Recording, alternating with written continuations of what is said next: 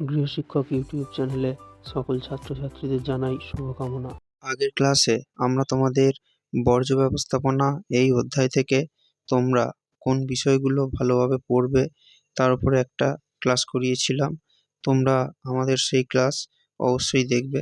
আর আজ আমরা এই ক্লাসে এই অধ্যায় থেকে বেশ কিছু গুরুত্বপূর্ণ শর্ট প্রশ্ন নিয়ে আলোচনা করব।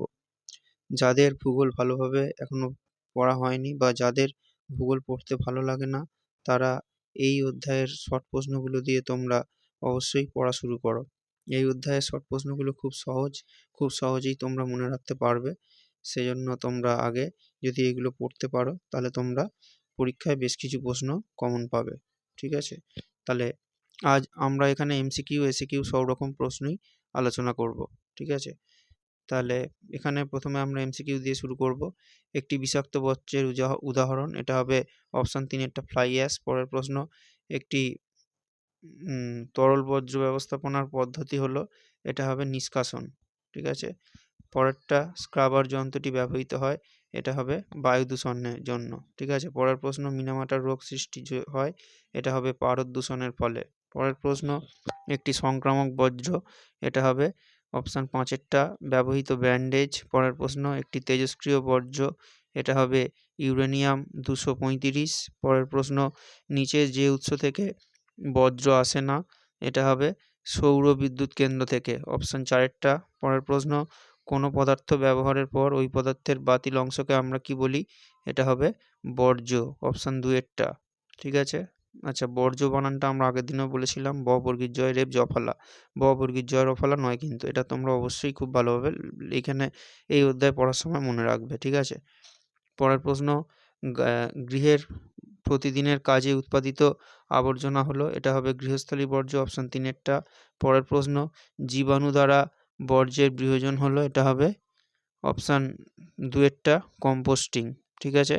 এরপরে এদিকে যে প্রশ্নগুলো ছিল সেইগুলো, একটি বিষাক্ত বর্জ্য, এটা হবে ডিডিটি। পরের প্রশ্ন, পুষ্টি মৌলের আবর্তন ঘটে, এটা হবে কম্পোস্টিং, অপশান 3 এরটা। পরের প্রশ্ন, অম্ল গ্যাস দূর করা হয়, এটা হবে শুষ্ক স্ক্রাবার পদ্ধতিতে। পরের প্রশ্ন, তেজস্ক্রিয় বর্জ্যের মূল উৎস, এটা হবে পারমাণবিক বিদ্যুৎ। পরের প্রশ্ন, বজ্র জল শোধন হয় কটি স্তরে, এটা হবে 3টি স্তরে। পরের প্রশ্ন, কোন শিল্প থেকে দাহ্য নির্গত হয়, এটা হবে তাপবিদ্যুৎ কেন্দ্র থেকে, অপশান 3 এরটা। পরের প্রশ্ন, একটি চিকিৎসা সংক্রান্ত বর্জ্য, এটা হবে ইঞ্জেকশনের সিরিঞ্জ, মানে ইঞ্জেকশনের যে ছুঁচ যেটা থাকে সুচ সেইটা। নমামি গঙ্গে পরিকল্পনাটি হলো, এটা হবে গঙ্গার দূষণ নিয়ন্ত্রণ পরিকল্পনা। পরের প্রশ্ন, জমে থাকা নোংরা জল বা আবর্জনার স্তূপ থেকে যে দুর্গন্ধ বেরোয় সেটাকে বলা হবে গ্যাসীয় বর্জ্য, অপশান 2 এরটা। ঠিক আছে?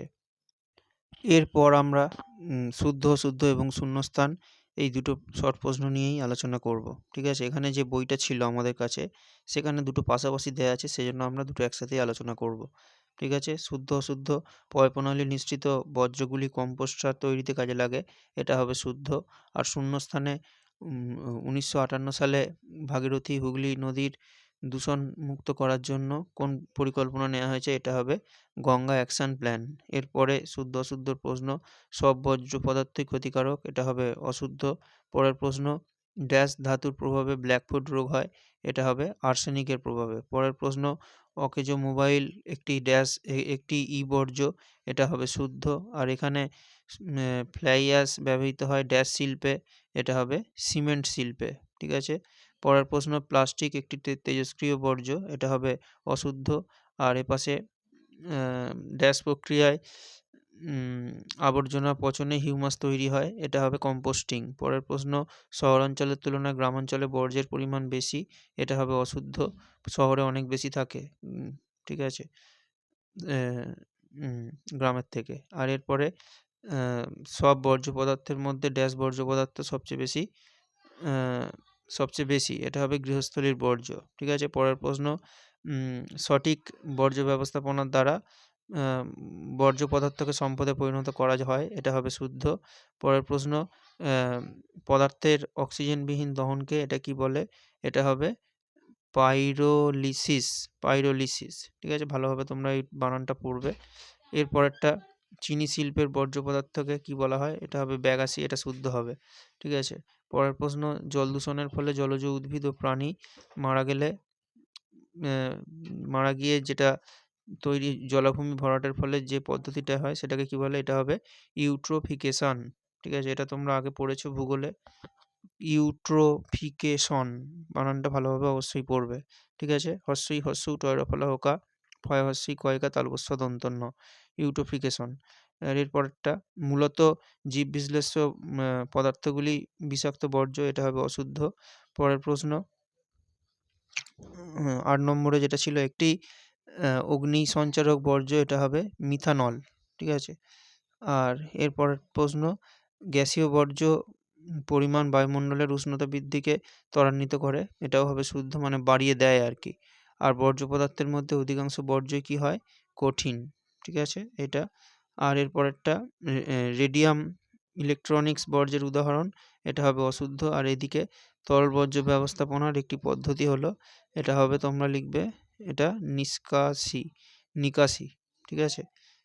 এইগুলোই ভালোভাবে পড়বে তোমরা। এই প্রশ্নগুলোই তোমরা ভালোভাবে পড়বে। এর পরের ক্লাসে আমরা এরকম আরও কিছু গুরুত্বপূর্ণ শর্ট প্রশ্ন নিয়ে আলোচনা করব।